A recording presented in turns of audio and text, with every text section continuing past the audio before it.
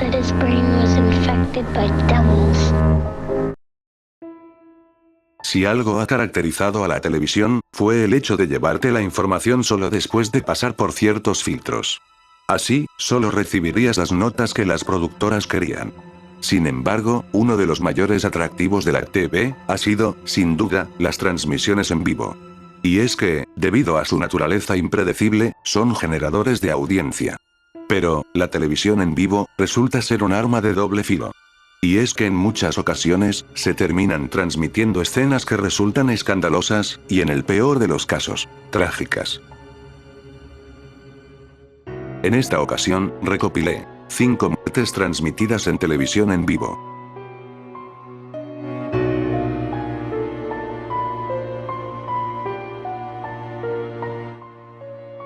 El béisbol es uno de los deportes con más fanáticos alrededor del mundo.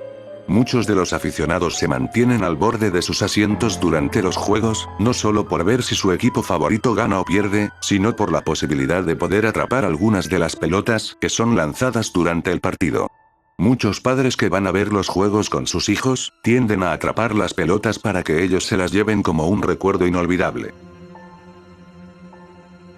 Sin embargo, el 7 de julio del 2011, esta tradición, aparentemente inocente, tendría un trágico final. Ese día se estaba disputando un juego entre los Texas Rangers y los Oakland Athletics, en un estadio ubicado en Texas.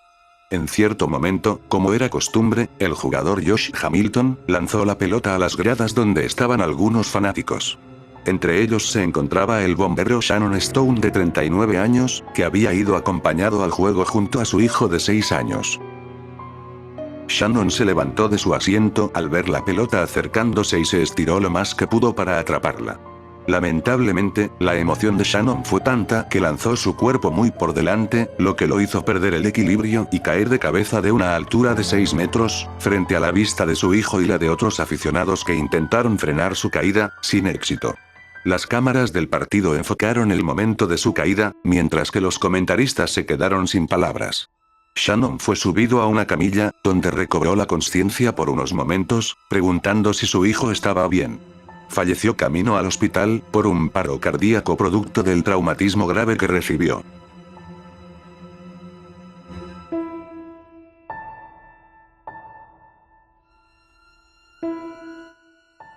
El 26 de noviembre de 1992, en el estado de Florida, el Día de Acción de Gracias, la hija de Emilio Núñez y Maritza Martín, Joandra de 15 años de edad, fue encontrada sin vida.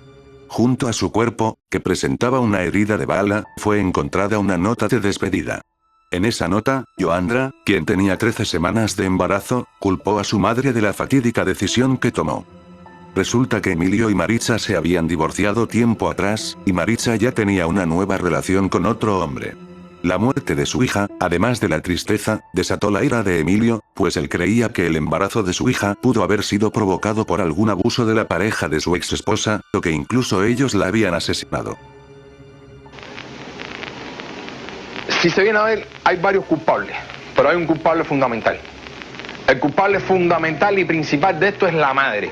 Y yo la estoy acusando formalmente ante la policía. Yo se lo he planteado varias veces al instructor policial que tiene el caso del condado de Broward. Las teorías de Emilio no fueron respaldadas por los investigadores. Él tomó cualquier medio posible para hacer escuchar su testimonio, incluso habló en Telemundo afirmando que su hija había discutido con Maritza, y ésta la abofeteó una noche antes de su fallecimiento. Las cámaras que lograron entrevistar a Emilio, mostraron el estado en el que se encontraba, sintiéndose indignado porque las investigaciones no se centraban en su ex esposa ni en la pareja de ella. El 18 de enero de 1993, Emilio fue a visitar la tumba de su hija, mientras aceptó ser entrevistado para un programa en vivo. Mientras estaban ahí, Maritza llegó de imprevisto, provocando la ira de Emilio, quien intentó bloquear la entrada de su ex esposa. La reportera, Ingrid Cruz, comenzó a insistir a Maritza con unas preguntas, las cuales ignoró mientras caminaba en silencio hacia la tumba de su hija. Luego de un rato, el silencio de la transmisión se acabó, cuando Emilio regresó de su vehículo, armado con una pistola semiautomática de 9 milímetros. ¿Usted no tiene nada que decir?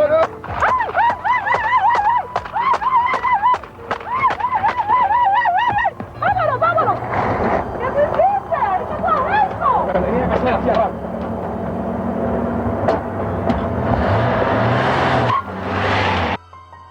En total, Maritza Martín recibió 14 disparos de su ex esposo, mientras que la cámara captó algunas imágenes y el audio que muestra a la reportera gritando con horror por lo que acababa de presenciar. Emilio fue arrestado pocos días después y fue condenado a cadena perpetua con posibilidad de libertad condicional después de 25 años. Actualmente permanece tras las rejas.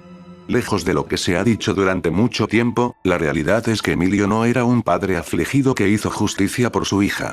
Según testimonios de sus propios familiares, él siempre fue alguien violento y obsesivo, desarrollando una fijación enfermiza con Maritza mucho antes de que tuvieran a su hija, empeorando cuando ella inició otra relación.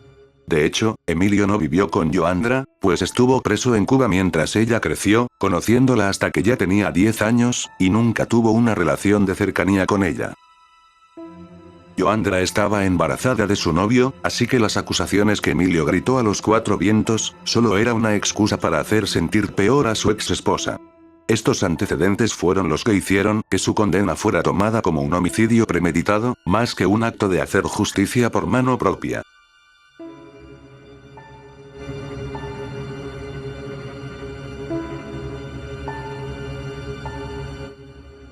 Westerly Flanagan II, fue un hombre nacido el 8 de octubre de 1973, aunque era más conocido por su nombre profesional, Bryce Williams.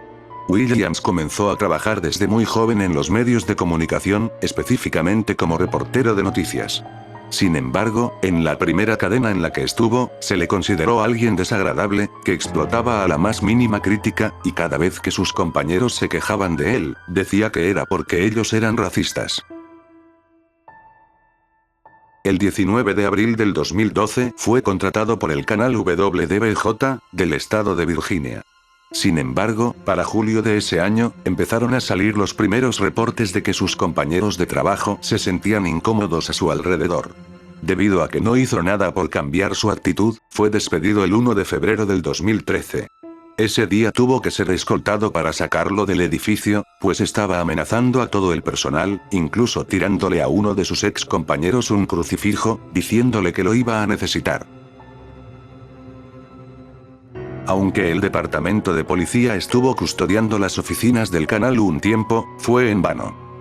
El 26 de agosto del 2015, Williams se acercó silenciosamente a una entrevista que la reportera, Alison Parker, le estaba haciendo a una directora de comercio llamada Vicky Gardner, mientras el fotoperiodista, Adam Ward, grababa todo.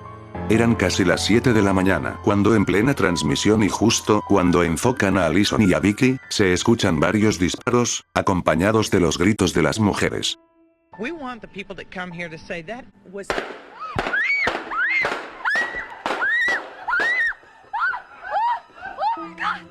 La cámara cae al suelo. La transmisión se corta para mostrar a la presentadora en el estudio que no tiene idea de lo que estaba pasando. En total, Williams disparó 15 veces. Alison Parker de 24 años y Adam Ward de 27, perdieron la vida al instante, mientras que Vicky Gardner sobrevivió. Las investigaciones rápidamente apuntaron a Williams, quien llamó a las autoridades confesando el crimen alrededor de las 10 de la mañana. Pese a ser perseguido por las autoridades, terminó perdiendo la vida, al eliminarse a sí mismo dentro de su vehículo. Fue declarado muerto a la 1:26 p.m. Poco antes de llamar para confesar, Williams mandó un fax de 23 páginas como su nota de despedida. En esta, afirma que Alison y Adam eran racistas, y que toda la oficina lo discriminaba por su color de piel y por sus preferencias sexuales. Asimismo, dijo sentir admiración por los tiradores de Columbine, por el responsable del tiroteo de Virginia Tech, y otros individuos que habían cometido actos similares. Además, dijo que el día que lo despidieron, mató a sus 2 gatos de la frustración. En su perfil de Facebook, compartió el video del momento del crimen grabado por su teléfono, donde se logra ver con más detalle cómo Alison recibe los disparos.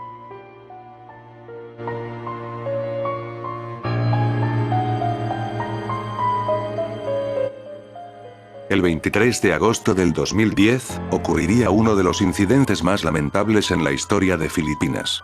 Ocurrió alrededor de las 10 de la mañana en la región de Manila, cuando un oficial de la Policía Nacional Filipina, llamado Rolando Mendoza de 55 años, luego de tener un despido presuntamente injustificado, entró en crisis y decidió secuestrar un autobús turístico con 25 pasajeros. 20 turistas, 4 locales y un guía turístico originario de Hong Kong. Su condición para dejar el autobús fue que lo reintegraran a la organización. Las televisoras transmitieron durante más de 10 horas imágenes del autobús, y de las personas que apenas se podían ver dentro. Aunque parecía que las negociaciones terminarían bien, pues había liberado a 9 rehenes, todo se fue al demonio cuando las autoridades creyeron que sería buena idea arrestar al hermano de Mendoza, por portación de arma. Rolando Mendoza, entonces, decidió negarse a cooperar, enfrentándose a las autoridades con el rifle que portaba. El chofer del autobús que pudo escapar, gritaba que todos morirían. A partir de las 7:21 de la noche, Mendoza comenzó una masacre dentro del autobús, matando paulatinamente a los pasajeros. Después de intentar romper las ventanas del bus para poder entrar, el equipo de fuerzas especiales lanzó gas lacrimógeno dentro del vehículo, haciendo que unos francotiradores que habían tomado posición más temprano le dieran un disparo certero a Mendoza, quitándole la vida. En total, Rolando Mendoza mató a 8 personas e hirió gravemente a 9. Tras el incidente, se concluyó que las autoridades no habían manejado correctamente el secuestro. Admitiendo que se pudieron evitar las muertes si hubieran coordinado sus esfuerzos y no arrestaran al hermano de Rolando. El incidente trascendió fronteras y quedó como uno de los registros audiovisuales más angustiantes en la historia de Filipinas, y de la televisión en general.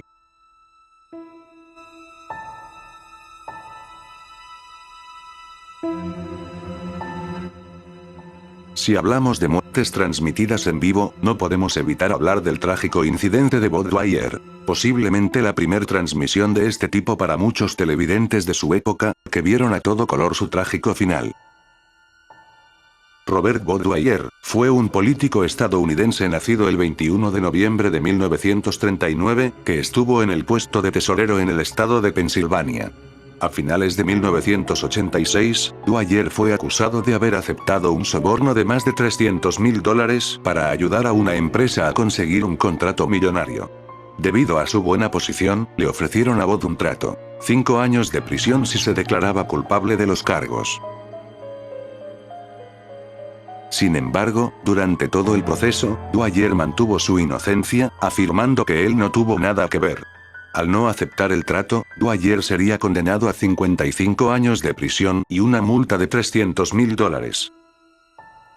El 22 de enero de 1987, un día antes de ser sentenciado a prácticamente una cadena perpetua, Dwyer, de 47 años, realizó una conferencia de prensa, donde frente al podio dijo las siguientes palabras: Agradezco a Dios por haberme dado 47 años de apasionantes retos, vivencias estimulantes, muchas ocasiones felices, y sobre todo, la excelente esposa e hijos que cualquier hombre pudiese desear. Ahora mi vida ha cambiado, sin razón aparente. Las personas que me han llamado y escrito están molestas y se sienten impotentes. Ellos saben que soy inocente y desean ayudar. Pero en esta nación, la más grande democracia del mundo, no hay nada que puedan hacer para prevenir que me castiguen por un crimen que no he cometido. Después de muchas horas de pensamiento y meditación, he tomado una decisión que no debería ser un ejemplo para nadie porque es única para mi situación. Por favor, cuenten mi historia en todas las emisoras de radio y televisión, y en todos los periódicos y revistas de Estados Unidos. Joan, Rob, Didi, los amo. Por favor, asegúrense de que mi sacrificio no sea en vano. Tras haber terminado su discurso y entregar unos sobres a sus colaboradores, Bob Dwyer sacó un revólver .357 de una bolsa de papel. Mientras la multitud gritaba para evitar que hiciera una locura, Bob Dwyer terminó consigo mismo, dándose un disparo en la boca. El cuerpo de Dwyer cayó al suelo, frente a la vista de su familia, amigos y reporteros. Su cadáver se deslizó lentamente, mientras la sangre emanaba de su cabeza y su boca. La inocencia de Dwyer se ha debatido mucho al paso de los años, y que el testigo clave que logró que se culpara a Bob afirmara años después que había mentido en su testimonio, no hace más que oscurecer aún más este tétrico video. Como dato curioso, la muerte de Bob Dwyer se podía encontrar subida sin censura aquí en YouTube.